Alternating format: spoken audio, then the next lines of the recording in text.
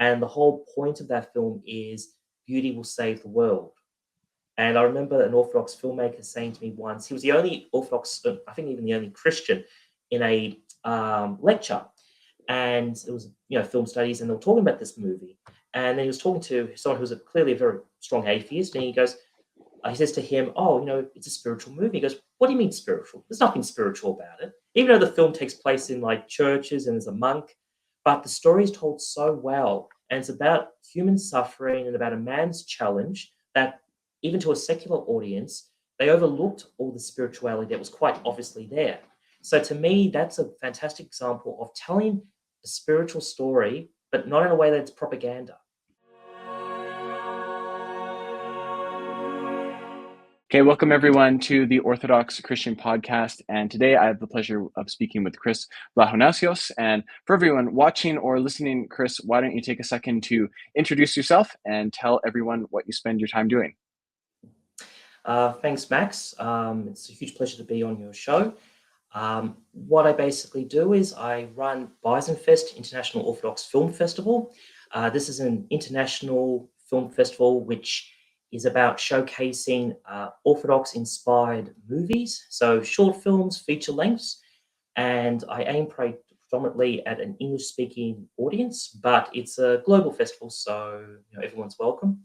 And I also started off actually with an organization called Transfigure Media, which was about networking and connecting Orthodox-minded artists and filmmakers from around the world and covering all different art disciplines. Okay. And with the festival, is it mostly an online phenomenon, or do you have screenings in physical locations? The festival has evolved a lot, actually, from when it started in 2014. It was primarily online. However, it has become more of a physical festival, which is fantastic. Of course, COVID kind of put us back a bit, but now we're fully back onto doing physical screens. So we do a lot of our screens in Australia, but we also do screens in North America and other parts of Europe. Okay, excellent. And if someone is wanting to learn more, either as a participant in the festival or as a viewer, where could you direct them? If they were to go to byzanfest.com, so that's BYZAN fest .com. That's where they'll find all the information, and they can also get updates. Okay, perfect. And for anyone watching or listening, I will include a link in the episode description that you can check out. So today we're going to be speaking about Chris's upbringing in the Orthodox Church in Australia. So tell us a little bit about that, Chris. What was it like being raised Greek Orthodox?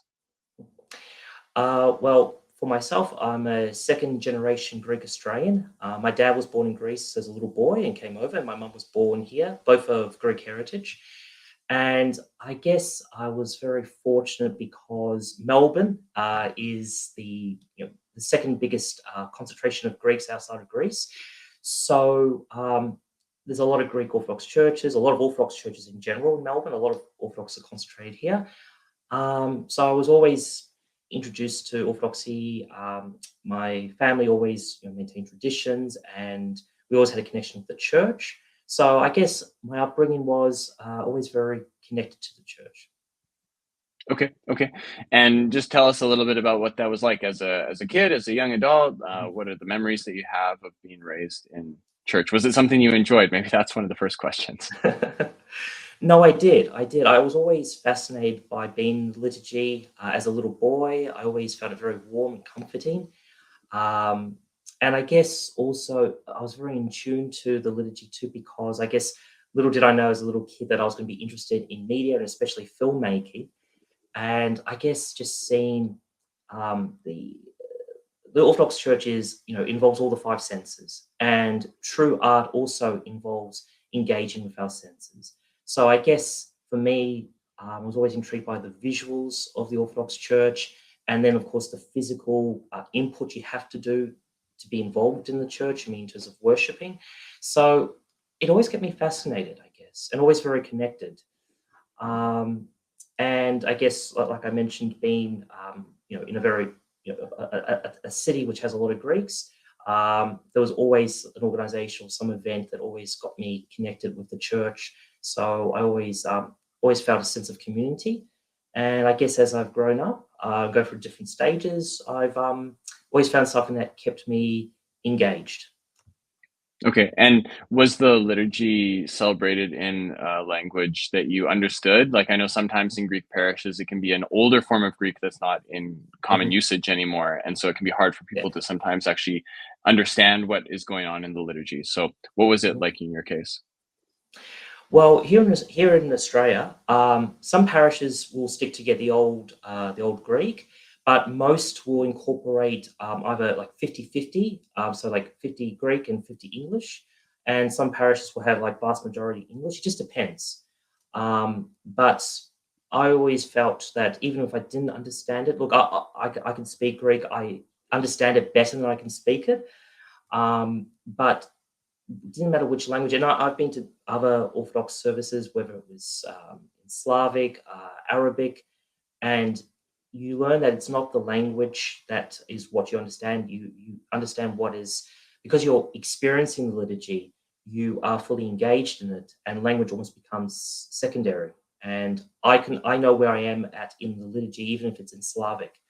Um, so I think it's just about how much you spend in the church and how much you understand.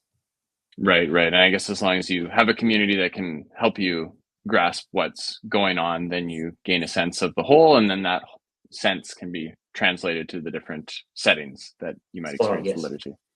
Okay. So, raised Greek Orthodox, you are attending church. Is there a certain point where you start to really become more engaged or interested in the faith? Uh, I guess when I finished high school and I went to university, so I went to uni and I studied law, and then I incorporated business studies with marketing. So that's been very good for me because I sort of like those two disciplines. Um, so being at university, so from the age of 18 onwards, I started to say, well, look, now I have a bit more independence and started to learn more.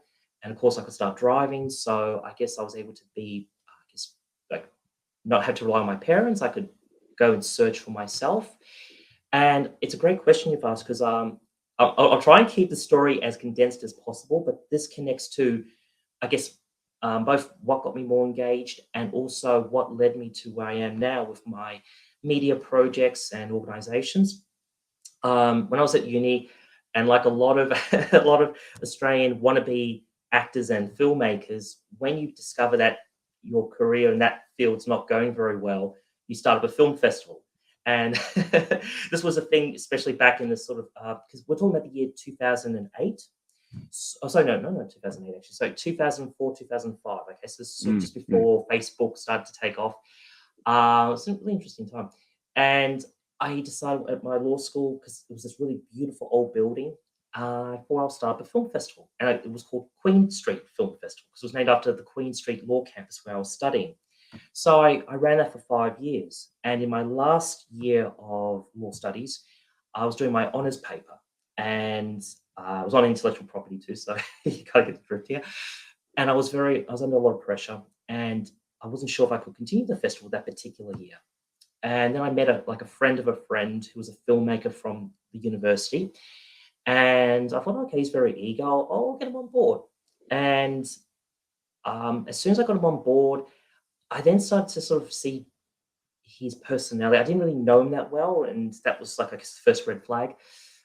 And then I started to see sort of like his creative expressions, like they were very dark, just yeah, just a bit off-putting. But I thought, oh look, he's an artist. You know, you can't sort of smother the artist. But then the final straw was when he showed me one of his short films, and I'd seen some of his other short films, and they had sort of very dark themes. But I thought, just let it go. Don't be a buzzkill. Um, and I won't say what the film was about, but the themes and the graphics were quite upsetting. And just picture this: the two of us, we were doing a test run of the festival. This was like about a week before the festival, and we're in a lecture hall, and it's all dark, as you can imagine. And this the two of us sitting next to each other watching this film, and I'm watching it, and I'm quite disgusted. And I turn to look at him, and I just see that he's smiling, and I was very, I guess, just put off, and I just left, and he got offended. Why would I leave? Blah blah blah. And I had been seeing my spiritual father for a few years. So I basically got a spiritual father at the age of, I think, about 19 or 20. So before that, I didn't have a spiritual father, but then I did, and went for confession for several years. And that time I asked him, and it was great because he actually had some experience in the media before he became a priest. He was actually a sound engineer. So before he became a priest, and he just gave me very simple advice that, well, whatever you do with him, people, it will be reflected on you, and you have to be able to be comfortable with who you're working with, because that kind of represents you as well. And then I realized, well, I have to basically hold up my values. And I basically told him that I couldn't work with him anymore. And it didn't bother me what the consequences were, because he had actually access to all the films. And he could have just said, "Oh, I'm not giving you the films." But the good thing is, in the end, he actually did. So that's good on him.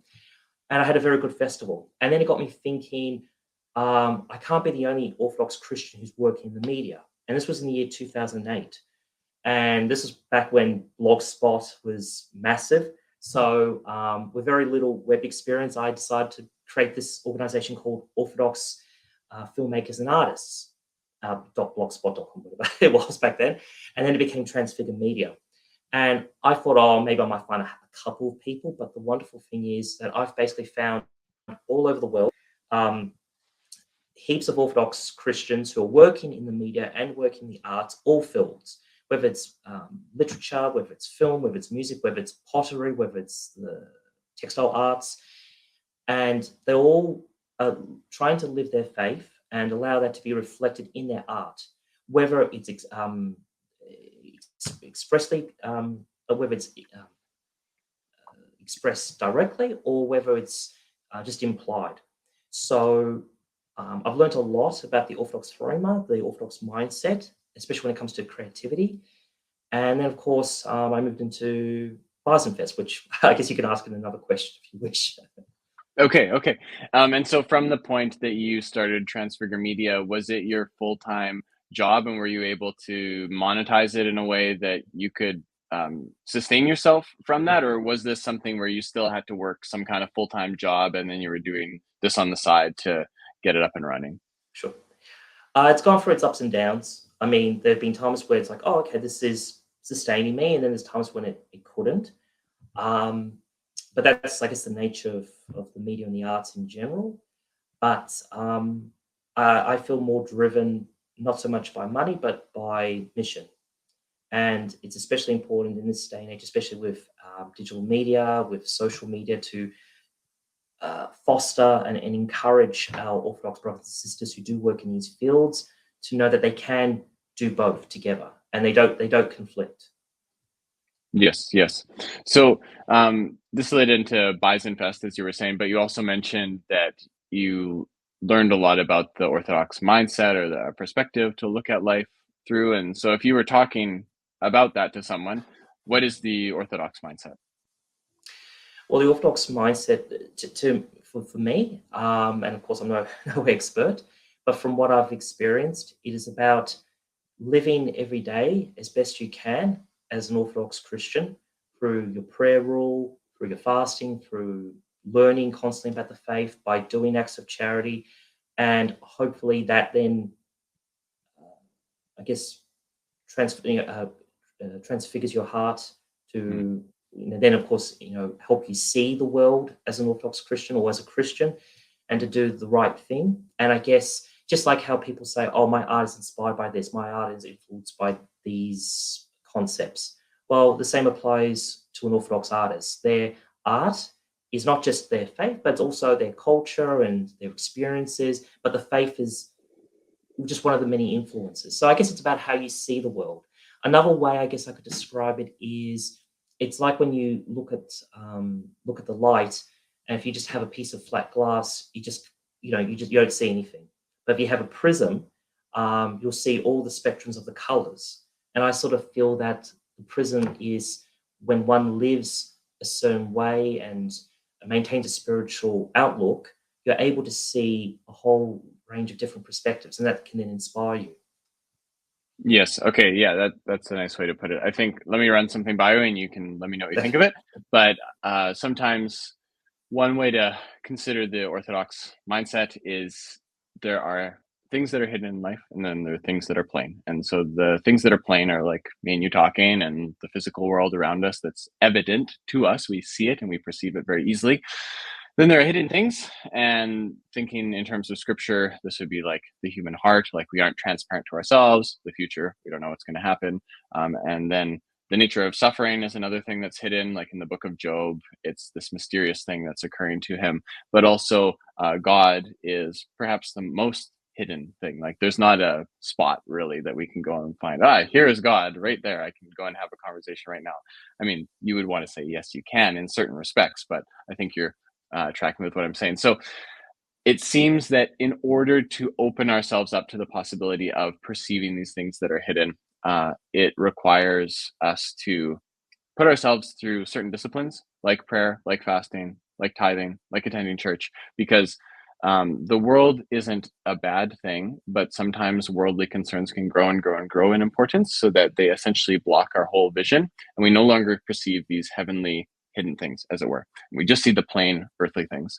And then by fasting, by tithing, by praying, we are putting ourselves through a certain kind of asceticism that strips away some of the world and puts it in its proper perspective so that the hidden things can be manifest to us, as it were. And I think this is why in scripture you have people that are facing a particularly acute situation, like Esther or Daniel, and the way they respond to that is with prayer and fasting. These are methods to like open ourselves up to God so that hopefully by God's grace, we'll be able to see things a little more accurately. So that's the way I've thought about it. And it sounded similar to what you were talking about. So, I mean, do you think that that's a fair way to talk about the Orthodox mindset?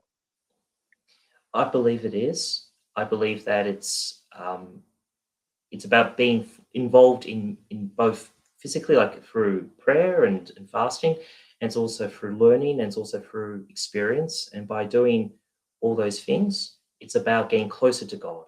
And we can also achieve that through suffering, through giving love, and through I guess just also learning about Him, and then we slowly can see Him. Because, like you said, like a lot of the time, some people who don't have, I guess, this sort of mindset, this spiritual mindset, can't see beyond what's in front of them. And of course, then you need to add in experience and just, yeah, I would say basically just through experience and also that sort of physical input, and that's how we can see God. Yeah, definitely. It's really fascinating actually when you start to read scripture how important perception is as a theme that runs throughout scripture, and with the gospels in particular, how there's many things that Christ does that the disciples aren't able to recognize until he heals them and opens their eyes so that they're able to follow him. So it seems like it's not at the end of the day our job to know all the hidden things, that's God's job, but we can be open or closed to God. That's kind of our stance. And if we orient ourselves properly, that's what's occurring with going to church and fasting and tithing, etc. So in any case, let's jump back onto your story with Byzanfest. Tell us about how this emerged. Again, another long story, but I'm going to condense it. Again, so this is also a reflection of like what the technology was like back at the time. So I started the festival in 2014, and it was at a time which, again, I sort of like to try to follow the trends. Online film festivals were becoming very popular, sort of like in the teens, 20 teens. And I went for my first trip to Greece, and I thought, maybe when I get back, I'll try and start up a film festival, an Orthodox film festival, because I sort of knew there was one in Russia, I knew there was one in Serbia, but nothing like in Australia or North America. And so that was like the year 2013, and I thought, okay, I'll do it next year. And then I got back home to Australia, and then I found out my mum had cancer, advanced breast cancer. And we went through the process of chemo, radio, surgery, all that jazz. And what was very inspiring for me was it wasn't actually when I was in church, but it was actually we went to this particular hospital. It's a very well-known hospital here in Australia, which is famous for its cancer research, the Olivia Newton-John Clinic. And that's where my mum had her treatment. And I remember when she was having her chemotherapy, it was her first day. It was a very tough day for me. We're in this room, and they have this all this sort of glass around the sides, the walls, and they had this big, I don't know if it was like an oak tree. It'd been there for decades. And when you have about a dozen other people, and then all you're hearing is like this click, click, click sound, because that's the sound of the machines pumping all these chemicals into these people, including my mum. And the one thing that kept me positive, and I guess that's why they designed the room this way, was the fact that as the light was coming through the windows, it was going through the trees, and the room was actually glowing green. So it's like the idea you got this living thing, this tree, and I think it was maybe in a way to sort of give the patients that sort of sense of hope. And what they also do a lot at this particular hospital is they really put a lot of emphasis on art and creativity. And I remember I had to have a little bit of a break because it was a lot for me. And just seeing all these patients and all these paintings and photography that they had done. And I thought to myself, well, the Orthodox Church talks about our physical, our mental, our spiritual, but also our emotional. Like the Orthodox Church has a very holistic approach to human beings, not just one thing. It's all those things. So the mental, the physical, and the spiritual. And I thought to myself, well, maybe for myself to get through this, I need to do something and maybe push ahead this film festival idea. And because I wanted to do it quite quickly, I didn't really have enough time to create a physical one. I thought, oh, I'll go with the whole online concept. And I kept it very simple. It was like on YouTube, and it did very well. And gave me encouragement to then do it the next year and the next year. And now it is what it is now. My mum has gone through her treatment. She's still with us, which is fantastic. But yeah, I guess sometimes good things happen when you have to go through the worst of things. And I was really worried I was going to lose my mum because the cancer had already started to spread. And it was a big sort of bombshell when you've just come back after like a 6-7 week holiday, great experience.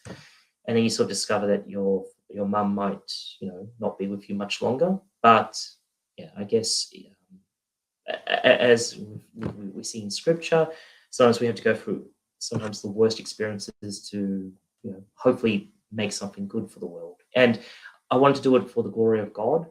And hopefully it can, even if it just helps one person, it's worth doing. Totally. Yeah, it reminds me, I've mentioned it in prior interviews, but it seems that like prosperity isn't a bad thing and suffering isn't a good thing inherently. However, prosperity can be dangerous insofar as it blinds us to our need for God, and then suffering can be good insofar as it shows us our need for God. And so it seems like this is the case where there was true suffering that you were going through, and yet there was it opened a window to something that maybe you wouldn't have seen as clearly previously. And so in that sense, it was helpful as a means to God. So started Byzanfest, and what, like throughout this period of doing these film festivals, and like what was the draw to it initially? I mean, did you see just like a big need for it? I mean, because other people might be in the Orthodox Church and they might have a similar background, but they won't necessarily see the need for Orthodox films as you're speaking about them. So what was it that really drew you into this and made you think this is something worth spending my time on? Yeah. I would say that it was, I guess, what drew me was, and the need. I felt that each of us have gifts. Each of us have been given opportunities, gifts, talents, and I felt that all my interests, like with film and creativity, and I guess I like to organize things. And I sort of felt like, oh, these things are kind of all lining up, and maybe I could do this for, do it for the church, do it for God. And I guess I felt there was a need to share, because for me, when I started to learn more about I call it Orthodox cinema because it is Orthodox cinema. And when you look at like who I call like the godfather of Orthodox cinema, like Tarkovsky, he's like the sort of, the base point we use for Orthodox cinema. But I felt there was a need to share what I perceive as being some of the most beautiful cinema and some of the most meaningful cinema.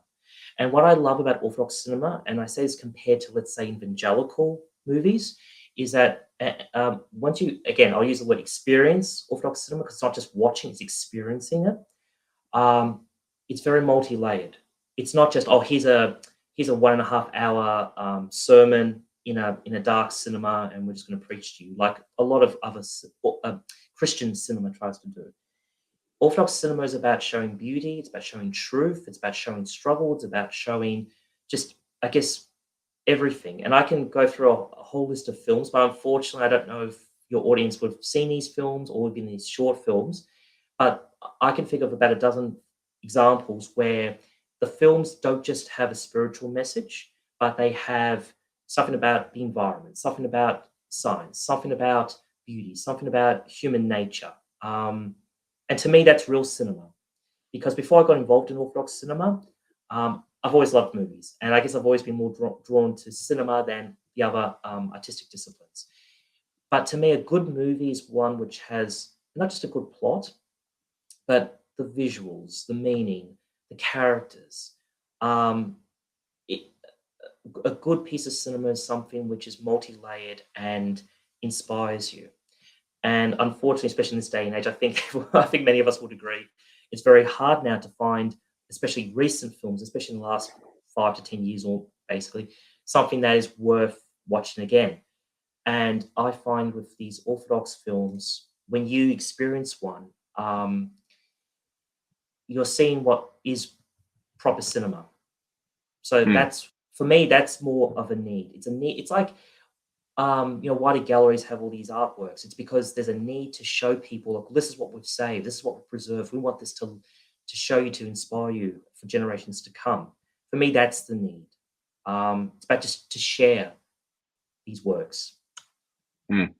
Yes. Yeah. Well, I like what you said about Orthodox cinema in contrast to some other Christian forms of movie making, because I think that it's important to clarify that what you are endeavoring to do isn't just propaganda in the sense of a message, like that you've got this like set of steps that you want to walk through people through, and then it just happens to be instantiated in a film. But actually, it sounds like the film is the thing that's important, and showing goodness and truth and beauty, and that these things are intimately connected with God.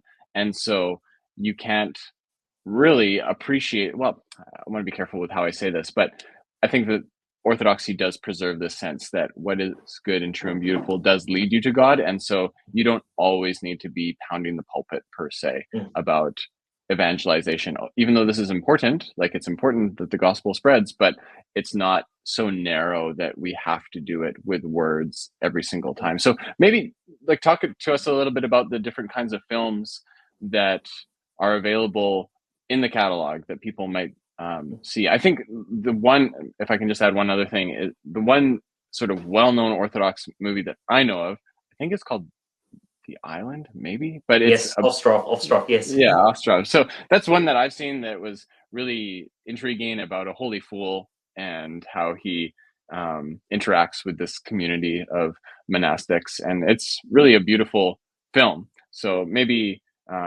tell us a little bit more about the kinds of films that are in your catalog. I'm so glad. Well, you've opened a very open-ended question here, which could take us all day. But just one point before I get into some examples of films.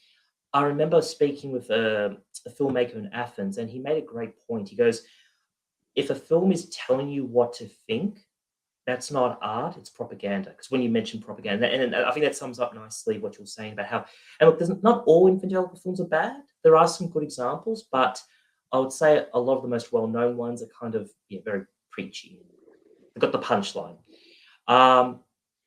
Now, in terms of films, here's a very interesting thing about the Orthodox. I'll call it the Orthodox movie industry, global, is that just like, I guess, media in general, we're still trying to figure out how to distribute and how to make sure that it doesn't get exploited, meaning copied and circumvented and spread around. And I'm very passionate about that because I want to preserve the filmmakers' rights. A lot of the films that I'm going to probably speak about are not available online to watch. And also, even with my festival, I do make the films available for a short period of time, but because I want to try and prevent circumvention of the content, I can't keep it up for very long, because unfortunately people do try to copy them. Well, okay, we spoke about Ostrov, which is pretty readily available on YouTube. So that film is such a beautiful example of Orthodox cinema. The use of just having like black and white for most of the film, because you got the snow, you got the cassocks of the monks, and then the only bursts of color that you see are basically when they're in church and they've got the icons and the candelia, the vigil lamps, um, and and you see all these very real characters. Like there's the one with the lady who has a son that has an issue with his leg, and the monk is saying that the boy can be cured if she stays overnight, but she's just too worried about losing her job. And and there's another one about a woman who, if she goes to Paris, she'll be able to find her husband who she thought was dead, but she worries about the expense and about leaving her home. And it's almost very biblical, because you think of the examples where Christ is telling a parable, and a man is saying, like, I can't go to this wedding because I've got a new wife and I can't go. So it's all about how we make excuses. So it's a great film to watch. I won't spoil it too much for the people who can or haven't watched it but can watch on YouTube. But it's visually stunning, and I have to say that for me, that would be like, I guess, that sort of next level of Orthodox cinema compared to Tarkovsky, with things such as Stalker, Mirror, Andrei Rublev, which Andrei Rublev, you should watch. It's regarded as one of the best, it's one of the 40 films you have to watch before you die. It's always in like these categories, and this is by, secular film societies and institutions. They regard it as a masterpiece. And they forget the fact that it's actually a very spiritual film. And the whole point of that film is beauty will save the world. And I remember an Orthodox filmmaker saying to me once, he was the only Orthodox, I think even the only Christian, in a lecture. And it was, film studies, and they were talking about this movie.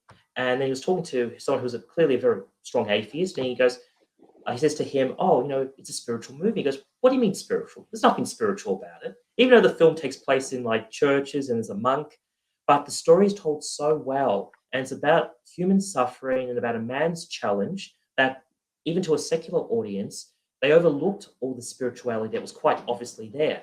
So to me, that's a fantastic example of telling a spiritual story, but not in a way that's propaganda.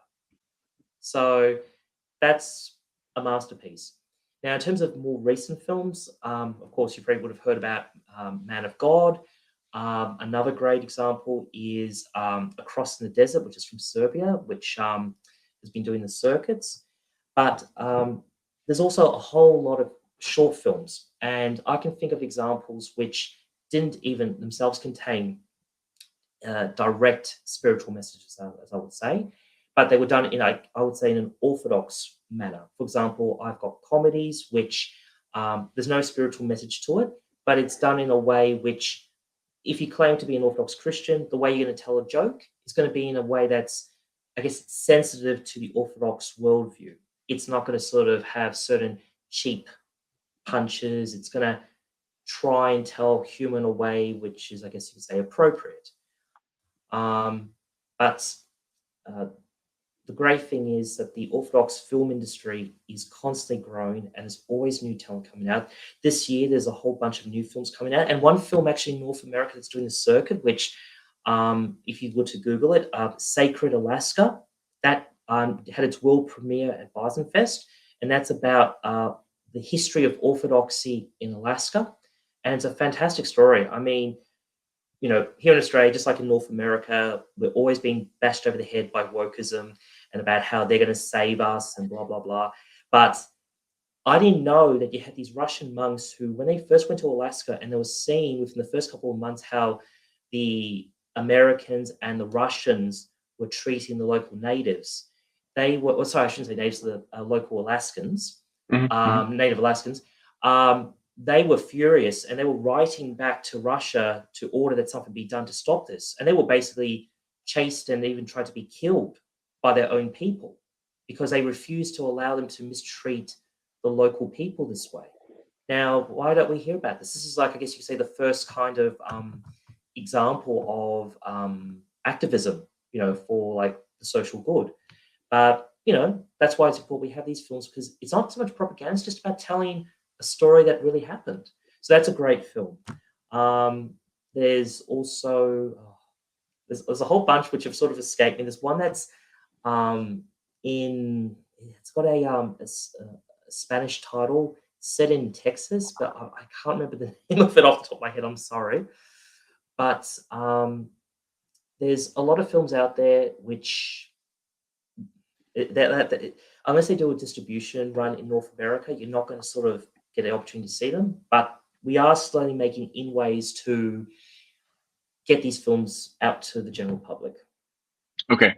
And so for some of the ones that you originally listed, aside from Ostrov or the island, are these available publicly for people if they search some of these names that you've mentioned prior? Some of those filmmakers have made their films available online to rent or even to download, but unfortunately, it involves a lot of searching. But another shout out I have to make of another filmmaker is Ivan Jovic from Serbia. His film The Healing, which was like one of my first features that was at Byzanfest, and that's a film about a Serbian monk with a Bosnian boy who's sick with cancer, and just about how, because of the history between those two peoples, how to reconcile. And what I loved about that film, and he's one of my favorite filmmakers, even though he's not as well known, is that you have a monk who does all the right things. And that's actually another thing I like to mention about Orthodox cinema, which I'm very proud of, that we have very honest discussions about this. Like in this film, you have a monk who does all the right things. He does all his praying, does all his fasting, does all his hard work. But one thing that he forgets to do is he forgets to love and to forgive. And that's in the whole film is about him trying to overcome his anger and hatred towards not the boy himself, but because he's Bosnian and because of what happened in the war, he hasn't forgotten what they did to him. But in order for him to be a true monk and a true Christian, he struggles throughout the film with how to actually love and forgive. And the thing is, it's a very universal story because we all have people who we just struggle to forgive and we struggle to move on, and we wonder why we're sort of stuck in a rut. And that film tells that story so beautifully. And he actually has another film coming out called Lazarus. So that should be at Byzanfest this year, which I'm really looking forward to. And what I wanted to say was that a lot of Orthodox films tell very honest stories. Like there's a film, again from Serbia, called God's Will, and it was a short film, and it's about this collection of nuns, about 4 nuns, who discover this guy in the forest, and they help him, but then they realize that he might be a war criminal. So this is like set in the 90s, and again, the whole sort of Serbian conflict. And even though these nuns know what the right thing to do is, you see that each one has like a bit of a different agenda in terms of one holds a hatred, one wants to just be nice, one wants to follow what the Mother Superior will say.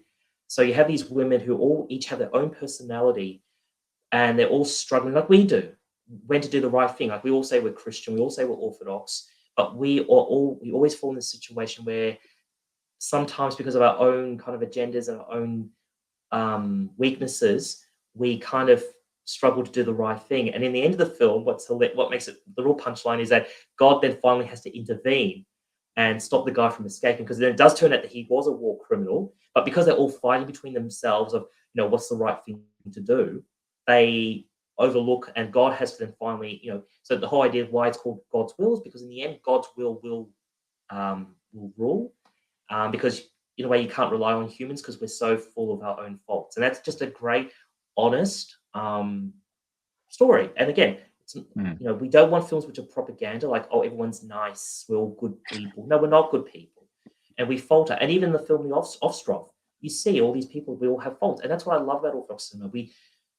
I don't, because when I watch a film and I see like they show a Christian character and then he or she does something not right, you're like, oh, that's why you shouldn't be a Christian. But when I watch an Orthodox film and I see these people, I go, oh, that's me. Or, yeah, I've done that before. It's just about being just honest. It's honesty. So that's what I hope people can take away from when they watch Orthodox movies.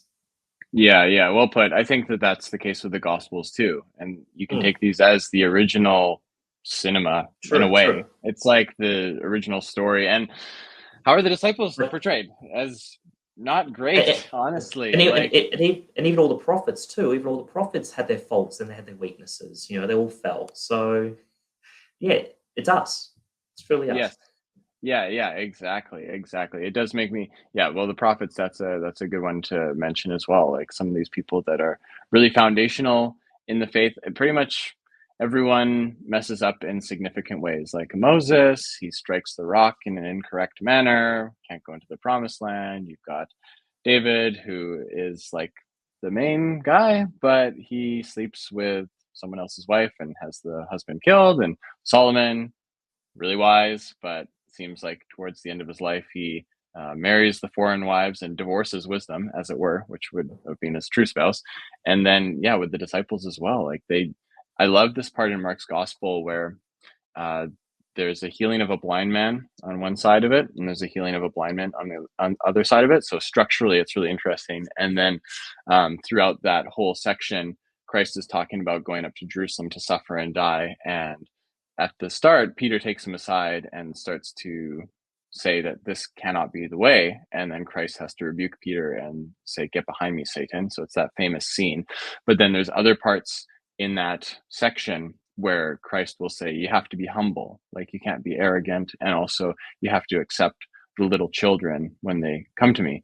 And what happens immediately after that is the disciples come to him and say, when you come in your kingdom, allow us to sit on your right and on your left. Like they want to be great. So they didn't get that message. And then also when the children do come later on, they reject the children. And so the whole point of that is that Christ has to heal us so that we can actually follow him because we're blind to his ways. Like this is another one of those hidden things that Christ has to unveil to us. So it is nice to hear that with these Orthodox films, they aren't rosy, like they're realistic about what's going on. Because even as like I grew up in the evangelical church, and so some like when I was preparing for this interview and looking at just some of the website, I was like, oh man, I hope that it's not that kind of media, and it's really refreshing Not one bit. that it's not that way. So Go ahead. I was going to say, I'll just say very quickly. How I also consider Orthodox cinema is I call it cinematic theology, because theology is this like huge area of study, and I honestly feel, and this is where I feel it's very important that to define an Orthodox filmmaker as somebody who lives and also struggles to be an Orthodox Christian. Because if they do that and they have that ability to see the world and to see God in that way, then their work, their creative expression, whether it's film or literature, will express that. Something else I was going to say before I let you ask another question. Oh darn, I can't remember. Sorry, please go ahead. Yeah, it'll come back. It'll come back. It'll come back. Yeah.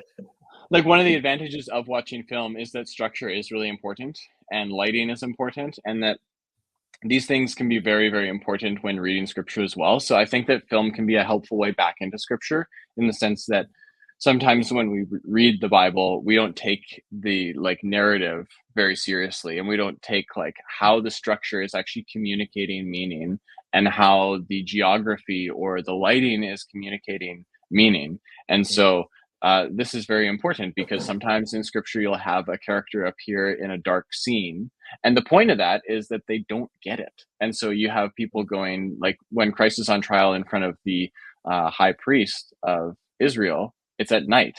And so this is evidently symbolic that they're not getting it. And then like the darkness descends when Christ is crucified, and this is again just not getting it. And so I think that these things are really powerfully portrayed in film, because obviously filmmakers are very intentional about the lighting and the geography and how the thing is structured, and they're not just going to tell you everything. You have to kind of look at it and analyze it. And so maybe that's a question, like by watching film, by analyzing film, have you found that this has been helpful to take some of these tools and then apply them to the tradition of Orthodoxy and get more out of it? I feel that Orthodox cinema, especially if the filmmaker is somebody who is living and struggling in the faith, that just like how I mentioned sort of at the very beginning of the interview, how when I was a little boy, I loved watching the processions and the actions that the priests were doing and what they symbolize. I feel that, and especially with Orthodoxy, our physical expressions and our traditions are so intertwined with our theology and also our way of living, the way, um, that it just kind of very naturally blends into our creative expression. And I feel like when you mention things like the lighting and the staging and all that sort of thing, um, I I feel that that just sort of also that's why I think Orthodox filmmakers are great at making films, because I feel that this very long history we have of um, I guess the sort of multi-layered way of how we worship just sort of is like naturally part of our makeup, and it just expresses itself quite well in cinema.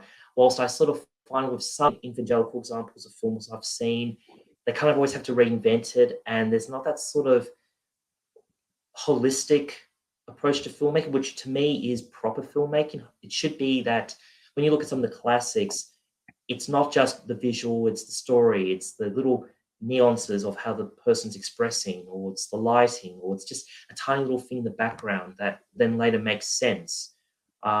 I feel that Orthodoxy, because of its very kind of massive yet in a strange way, kind of compact way of understanding things, um, is perfect for the filmmaking genre.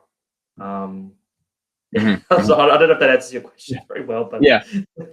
No, I think that makes sense.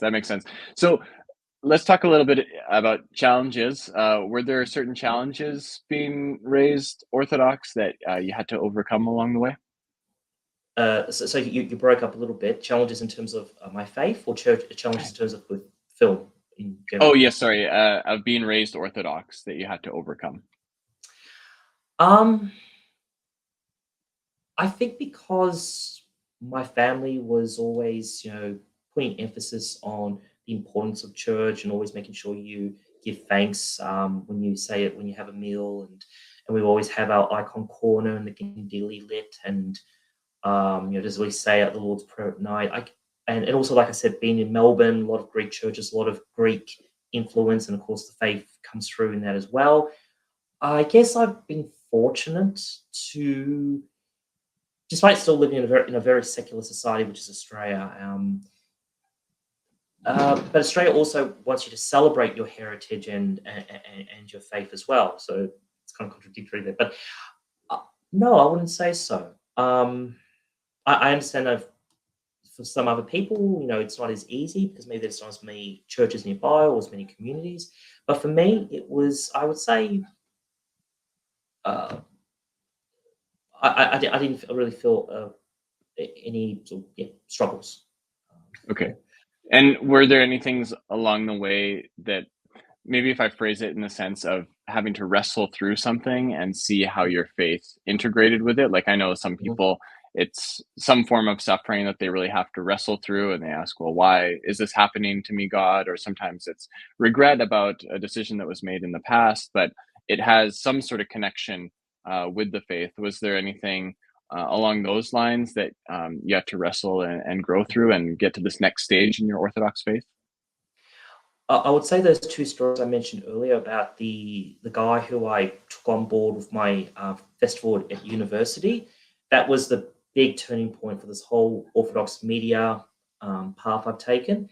And also the second one would be like my mum's cancer, because I would say that both of those were they were challenging in different ways, but I found that creativity and faith were my way of getting through it.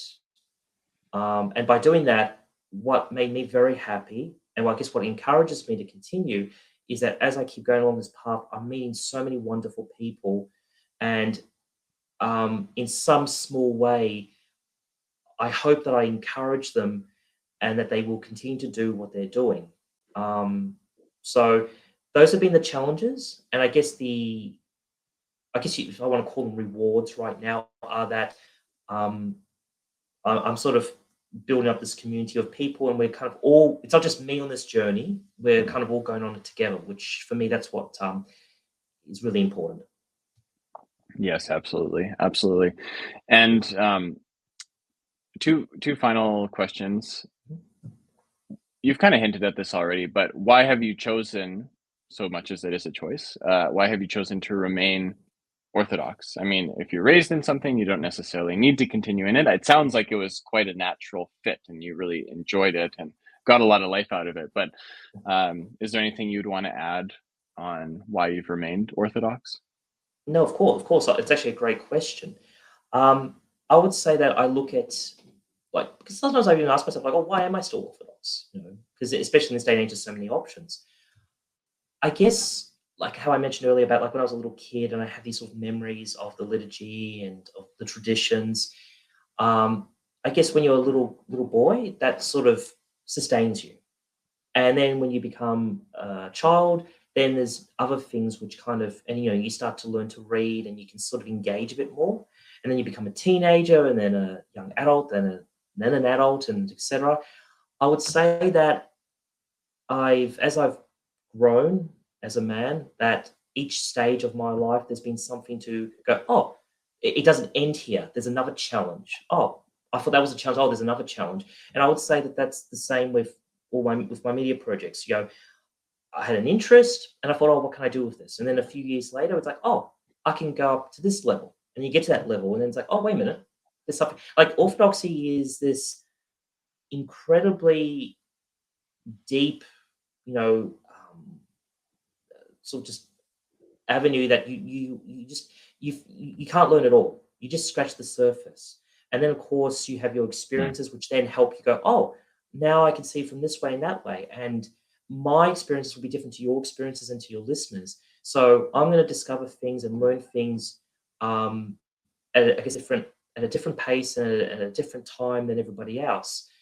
So that's what it's like I guess it keeps me busy. Mhm. So I guess my faith of what it was as a little child I discovered more and more as I got older. So I guess I would say that you grow with your orthodoxy. It's not just this sort of stagnant thing that you kind of get bored of at the end. There's always something new to learn. There's always something new to experience. Yeah, yeah. Well put, well put. I mean, it is a 2,000-year history, and also you're dealing with God Himself, so you're not going to get to the bottom of that anytime soon. And would you have any advice for people that are interested in Orthodoxy and starting to check it out? Maybe they're listening to this interview. Maybe this is the first time they've heard about the Orthodox Church, or maybe they've been kind of on the periphery investigating. What would be your advice to someone in that camp? Oh, I'm probably the worst person to ask for this question, quite frankly. But I guess all I could say is that um, it's not something which I want to force on anybody, or I guess in a strange way, I don't want to. Um, I don't know if I can say it like this, but I don't want to sort of, in a way, sort of suggest it.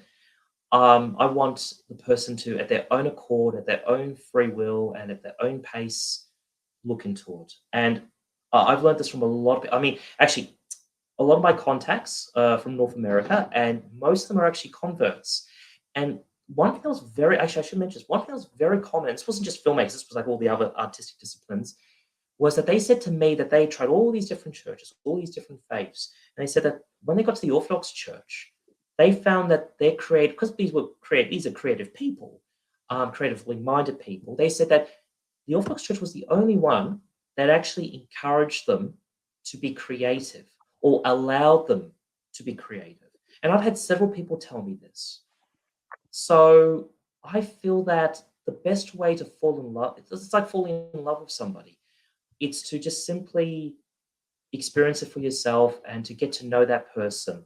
So I'm not suggesting just read a whole bunch of books, but I think spend time in the church, spend time with people who are Orthodox, listen to them, the same as, I guess, a relationship, and decide whether you want to be in love with that person, in this case, the church and the faith. And I guess, you know, if you can, watch some Orthodox films so you can sort of see if you're somebody who's creative, whether our interpretation and approach to creativity is something which attracts you too. Um, that's all I can really say. I don't feel like I'm worthy to actually give advice on this. All I can do is just sort of reflect on what I've seen with other people. And one thing that I love about the Orthodox faith is that it's been something that doesn't put pressure on me. I mean, some people might say, oh, there's the cultural pressure, you have to go to church every so often, or you have to get married in Orthodox church. But again, for me, it was a different experience. It just felt like it was just a natural fit. Um, I guess because I was allowed to experience it without being forced to.